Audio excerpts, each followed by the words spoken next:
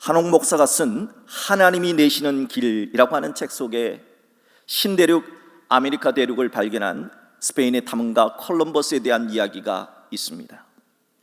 1492년 당시 사람들은 지구가 네모나다고 사각형이라고 믿었습니다. 그래서 지도 가장자리 밖으로 항해를 하면은 시커먼 낭떠러지에 배가 추락한다고 믿었습니다. 그런데도 콜럼버스는 지도의 가장자리 밖으로 항해를 했습니다. 원래 콜럼버스는 신대륙을 발견하라고 새로운 길을 간 것이 아닙니다. 인도로 가는 지름길을 찾고자 갔다는 겁니다. 그런데도 콜럼버스는 어떻게 신대륙을 발견할 수 있었을까요? 독실한 크리스찬이었던 콜럼버스는 자신의 일기에 이렇게 기록했습니다. 나의 항해 계획을 들은 많은 사람들이, 아니 모든 사람들이 나를 비웃었다. 하지만 성령께서는 내게 분명한 감동을 주셨다. 성령께서 말씀으로 내게 위로를 주셨다.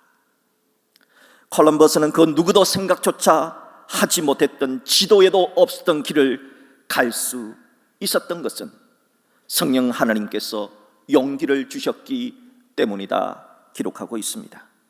그렇습니다. 역사라는 영어 단어 히스토리는, 역사는 his, 그분, 즉 역사를 주관하신 하나님의 스토리 이야기입니다. 하나님께서는 콜럼버스가 생각했던 길과는 전혀 다른 길, 아니 그보다 훨씬 더 좋고 복된 길로 인도해 주셨습니다. 저는 믿습니다. 우리들이 코로나19라는 지금껏 경험해보지 못한 한 치 앞 알 수 없는 그런 상황에 놓였을지라도 하나님은 반드시 우리가 생각지도 못했던 전혀 다른 길로, 훨씬 더 복된 길로 인도해 주시리라 믿습니다. 성경에는 한 치 앞도 내다볼 수 없었던 상황에서 하나님께서 길을 만들어 주셨다 하는 이야기가 신구약 성경 곳곳에 기록되어져 있습니다. 너무 많지만은, 그래서 구약에서 한 2군데, 그리고 신약에서 한 2군데 정도만 찾아보도록 하겠습니다. 먼저 첫째, 오늘 본문인 출애굽기 14장에 이스라엘 민족이 홍해 앞에 진을 쳤을 때의 상황은 한 치 앞도 내다볼 수 없는 그런 상황이었다 하는 겁니다. 오늘 본문은 앞으로 가려니 앞에는 시퍼런 홍해 바다가 가로막고 있었습니다. 또 뒤로 가려니까 뒤에는 이스라엘 백성들을 죽이려고 달려오는 무서운 애굽왕 바로의 기마 부대가 달려오고 있었습니다. 앞으로도 뒤로도 갈 수 없는 상황입니다. 정말 한 치 앞도 내다볼 수 없는 그런 심히 두려운 상황이었습니다. 그런 상황 속에서도 하나님은 우리가 전혀 생각지도 못한 바다의 길을 내셨습니다. 이사야 선지자는 오늘 출애굽기 14장의 상황을 이렇게 2구절의 말씀으로 축약해서 말씀하고 있습니다. 이사야 43장 16절 17절의 말씀입니다. 나 여호와가 이같이 말하노라. 바다 가운데 길을, 큰 물 가운데 지름길을 내고, 그냥 길이 아닙니다. 지름길을 내셨다는 겁니다. 병거와 말과 군대의 용사를 이끌어내어 그들을 일시에 엎드려져 일어나지 못하게 소멸하기를 꺼져가는 등불 같게 하였느니라. 여러분, 과연 누가 바다의 길을, 그것도 지름길을 낼 것이라 생각이나 했겠습니까? 그러나 하나님은 바다의 길을 내셨고, 그것도 지름길을 내셨고, 크고 놀라운 출애굽의 역사를 이루어 내셨던 것입니다. 둘째로, 나라가 망해 바벨론의 포로로 끌려간 상황은 한 치 앞도 내다볼 수 없는 그런 상황이다 말할 수가 있습니다. 대제국 바빌론에 의해서 나라가 망한 유다 백성들, 목숨처럼 지켜왔던 예루살렘 성전은 불탔고 예루살렘 성은 무너져 버렸습니다. 각 분야마다 똑똑하다고 말했던 엘리트들이 모두 바벨론 포로로 끌려갔습니다. 그렇게 한 치 앞을 내다볼 수 없는 만국의 상황에서 하나님은 예레미야 선지자에게 이렇게 말씀하라 하셨습니다. 하나님이 출 바빌론이라는 새로운 길을 내시겠다고 말입니다. 예레미야 29장 10절의 말씀입니다. 여호와께서 이와 같이 말씀하시니라. 바벨론에서 70년이 차면 내가 너희를 돌보고 나의 선한 말을 너희에게 성취하여 너희를 이곳으로 돌아오게 하리라. 하나님은 한 치 앞을 내다볼 수 없는 만국의 상황 속에서도 하나님은 길을 내신다. 70년 후에 반드시 너희들이 고국으로 돌아가리라 말씀하셨습니다. 예레미야 29장 11절의 말씀을 보십시오. 여호와의 말씀이니라. 너희를 향한 나의 생각을 내가 아나니 평안이요 지향이 아니니라. 너희에게 미래와 희망을 주는 것이니라. 하나님은 세상 사람들이 한 치 앞도 내다볼 수 없는 상황이다, 만국의 상황이라 할지라도 하나님은 너희들에게 미래와 희망을 주실 수 있는 전능하신 하나님이다. 그러니 하나님을 믿으라 말씀하셨습니다. 사랑하는 여러분, 과연 누가 바빌론 땅에서 다시 고국으로 돌아오리라 생각이나 했겠습니까? 과연 누가 대바빌론 제국이 무너지고 페르시아가 고대 근동의 주도권을 잡아 유대 민족을 자신의 고국으로 돌려보니라 생각이나 했겠습니까? 그러나 하나님은 그 일을 하셨습니다. 과거 우리나라도 1910년 경술련에 일본 제국의 국가적인 수치를 당하고 나라의 주권과 함께 모든 것을 빼앗겼습니다. 나라의 말, 나라의 글까지 일본의 말과 일본의 글을 써야 하는 36년간의 지옥의 시간을 겪어야만 했습니다. 그렇게 한치 앞을 내다보기 힘든 상황 속에서 일본 히로시마와 나가사키에 원자 폭탄이 떨어졌습니다. 그 후에 일본 왕이 항복을 했습니다. 그리고 우리나라는 출일본이라고 하는 해방의 길이 열렸습니다. 누가 이런 일이 생기리라 상상이나 했겠습니까? 그러나 출애굽의 길을 만드신 하나님은 출바벨론을 역사하셨고 출일본의 길도 만드셨습니다. 이렇게 하나님은 한치 앞도 내다보기 힘든 상황에서 길을 만드시는 전능하신 하나님이십니다.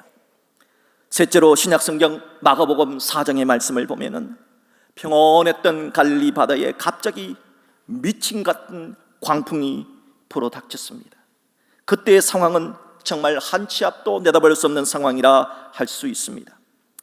하루는 예수님께서 제자들과 함께 배를 타고 갈릴리 바다 건너편으로 가시게 되었습니다. 그때 평온했던 갈릴리 바다가 갑자기 큰 광풍이 불어닥쳤습니다. 배는 이리저리 심하게 요동을 쳤습니다. 배에 물이 들어왔습니다. 배가 가라앉고 있었습니다.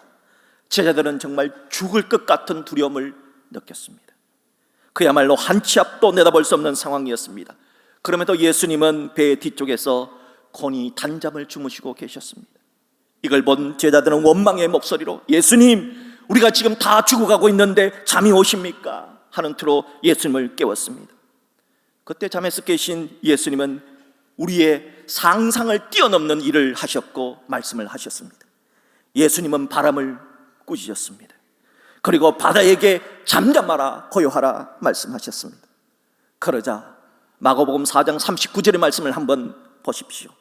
예수께서 깨어 바람을 꾸짖으시며 바다들어 이러시되 잠잠하라 고요하라 하시니 바람이 그칩니다. 그리고 바다가 아주 잔잔하여 지더라. 세상에 누가 폭풍을 꾸짖고 누가 바다를 잠잠게 하리라 그런 생각을 할 수가 있었겠습니까? 그러나 성자 예수님은 광풍 속에서도 우리가 살 길을 열어주셨습니다. 넷째로 메시아이신 예수 그리스도의 십자가의 죽음은 정말 한치 앞도 내다볼 수 없는 클라이막스의 상황이라 할 수 있습니다. 병든 자를 고치신 예수님이, 오병이어의 기적으로 배고픈 백성들을 먹이신 예수님이, 천국의 복음을 전하시는 예수님이, 그 예수님이 십자가에 못 박혀 돌아가신 겁니다. 예수님과 함께 새로운 세계를 꿈꿨던 제자들의 삶은 그야말로 순식간에 무너져 내렸습니다. 멘탈이 붕괴가 된 겁니다. 이렇게 끝나면 안 되는데, 이렇게 끝나면 안 되는데 하며 허탈해했습니다. 그리고 예수님처럼 죽을까 하는 두려움 때문에 제자들은 예수님을 버리고 도망을 갔습니다. 분명 피 흘려 십자가에서 돌아가신 예수님이 3일 후에 부활을 하셨다는 소식을 막달라 마리아를 통해 들었습니다. 그러나 제자들은 믿을 수가 없었습니다. 어떻게 죽은 자가 살아날 수 있냐고, 그건 말도 안 된다고 믿지 않았습니다. 그러나 부활하신 예수님은 엠마오 마을로 내려가던 두 제자들에게 나타나셨다 하는 소리를 엠마오 마을로 내려가는 제자들에게 직접 들었지만 그래도 역시 믿지 않았습니다. 아니, 믿을 수가 없었습니다. 그 후에 부활하신 예수님께서는 11 제자가 음식을 먹을 때 나타나셔서 왜 너희들은 막달라 마리아가 전해준 부활을 믿지 않았느냐며, 왜 엠마오 마을로 내려가던 두 제자가 전해준 부활을 믿지 않았느냐며 믿음 없는 제자를 꾸짖었습니다. 어째서 예수님의 직계의 제자들조차 처음에는 부활을 믿지 못했을까요? 그것은 누가 죽었다가 다시 살아난다는 생각을 할 수가 있었겠습니까? 그러나 성자하신 예수님은 죽음이라는 한 치 앞을 내다볼 수 없는 상황 속에서도 부활이라는 사람이 상상할 수도 없는 길을 열었던 것입니다. 며칠 전에 기독교 TV에 세계 선교 보고라고 하는 프로그램이 있습니다. 그 프로그램에 코로나19 감염자가 가득한 상황 속에서 독일의 어떤 한 마을에는 이상하게 코로나19 감염자가 한 사람도 없는 마을이 있다는 거예요. 그래서 너무 신기해서 그 방송을 봤습니다. 그 마을은 어떤 마을이냐? 바로 독일 남부 바이에른주 지방의 알프스 상기슭과 암머강 사이에 있는 인구 5천 명의 오버 암머가우라고 하는 마을입니다. 이 오버 암머가우 마을은 마을 주민 모두가 한 5천 명이 조금 넘는데요, 5천 명 모두가 400년 전부터 1634년부터 10년마다 예수 그리스도의 순환극을 공연하는 마을이라고 합니다. 지난 2010년에는 이 마을이 세계 진기록을 세웠는데요, 이 마을 인구의 100배가 넘는 50만 명의 관광객이 이 마을에서 하는 예수 그리스도의 순환극을 보기 위해서 전 세계에서 몰려왔다는 겁니다. 그런데 이 마을 사람 전체가 예수 그리스도의 순환극을 400년 동안이나 해왔던 특별한 이유가 있다는 겁니다. 그게 뭔가? 400년 전에는 30년 전쟁이라고 하는 것이 독일 사이에 있었습니다. 그런데 이 30년 전쟁이 한창이던 1633년 당시에 유럽 전역에 흑사병이 돌아서, 패스트가 돌아서 사람들이 많이 죽었습니다. 이 마을에도 흑사병으로 죽어가는 사람들이 계속해서 나타났다는 겁니다. 그래서 이 오버 암머가우 마을 사람들이 함께 교회에 모여서 하나님께 동네 사람들이 모두 서원 기도를 올렸답니다. 바로 이 기도입니다. 이 전염병에서 저희들을 구해 주신다면 우리를 구원하시는 주 예수 그리스도를 온 세상에 대대로 전하겠습니다 하는 서원 기도였습니다. 정말 이렇게 기도한 후에 마을에서 흑사병에 걸려서 죽는 사람들이 더 이상 나오지 않았다는 겁니다. 하나님의 은혜로 흑사병에서부터 탈출한 마을 사람들은 하나님과 약속했던 그 약속을 그 다음 해인 1634년부터 지금까지 10년마다 계속해서 지켜 내려오고 있다는 겁니다. 예수 그리스도의 죽음 직전의 마지막 5일간의 행적을 예수 그리스도의 순환극으로 만들어서 공연을 하고 이것이 벌써 400년 동안이나 내려오고 있다 하는 겁니다. 그런데 이 마을이 최근에 또 다시금 세간의 주목을 받게 된 것입니다. 지금까지 이 마을에서 코로나 확진자가 단 한 명도 나오지 않았기 때문이라는 겁니다. 그 마을이 속한 독일의 바이에른 주는 독일에서도 가장 많은 코로나19 환자가 발생한 주라는 거예요. 지난 금요일까지 확진자의 통계를 보니까 43만 3천 명이 확진이 되었고 사망자는 12,300명인데도 이 바이에른 주에서 이 마을에서만 확진자가 한 명도 나오지 않았다는 것은 기적 말고는 다른 말로는 설명할 길이 없다는 겁니다.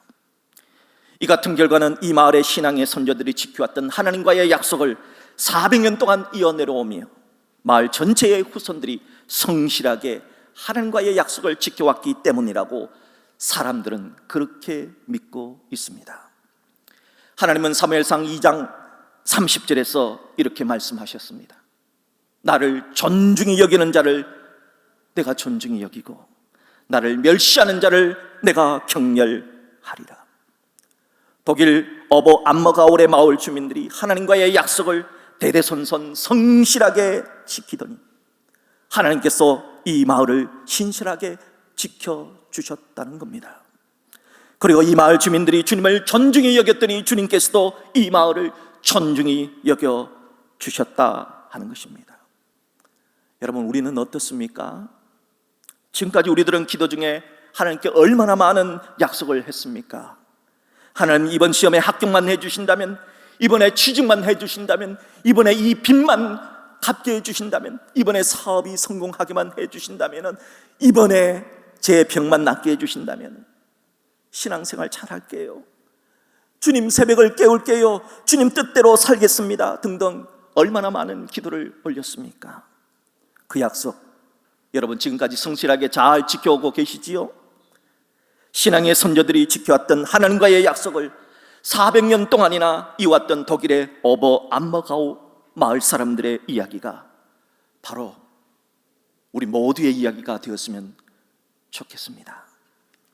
사랑하는 성도 여러분, 어떻게 하나님은 한 치 앞도 내다볼 수 없는 그런 상황 속에서 우리가 상상할 수도 없는 그런 놀라운 길을 열어주실까요?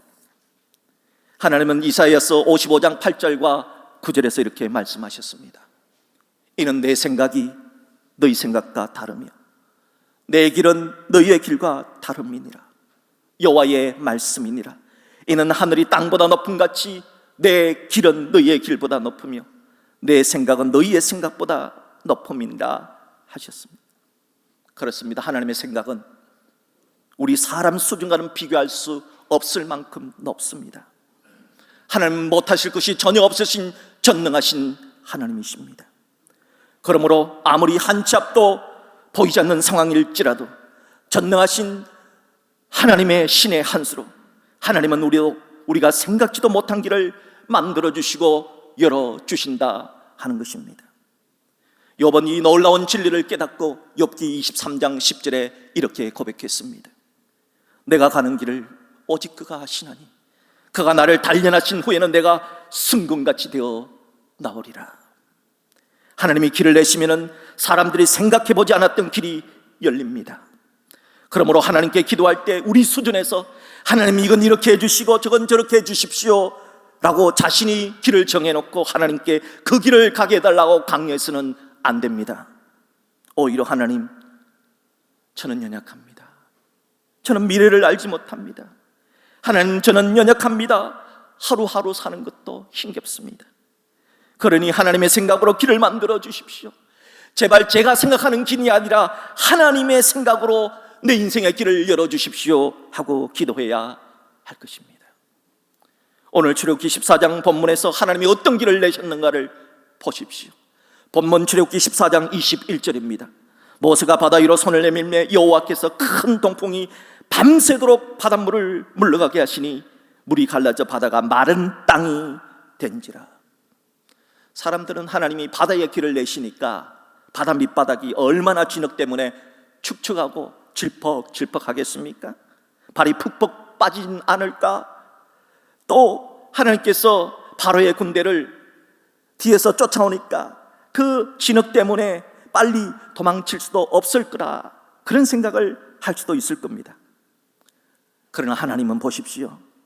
하나님은 주무시지도 아니하시고 밤새도록 엄청난 바람을 불어서 홍해바다의 그 찔퍽찔퍽한 그 땅을 다 말려주셨습니다. 가장 좋은 길을 주신 것입니다. 몇 주 전에 새벽부터 눈이 많이 내렸습니다. 근데 날씨는 따뜻해서 금방 눈이 녹아서 길이 질퍽질퍽했습니다. 그런데 오후에 퇴근하려고 보니까 땅이 다 말라 있는 거예요. 어떻게 눈이 왔는데 이렇게 땅이 다 말랐나 봤더니 바람이 세차게 불고 있었습니다. 저는 그때 이 출애굽기 14장의 말씀을 생각했습니다. 하나님께서 홍해바다에서 열어주신 그 길도 이렇게 세찬 바람으로 다 말리셨구나. 해바다의 그 질퍽한 땅바닥을 만약에 초대형 선풍기로 말린다면 몇 대나 필요할까요?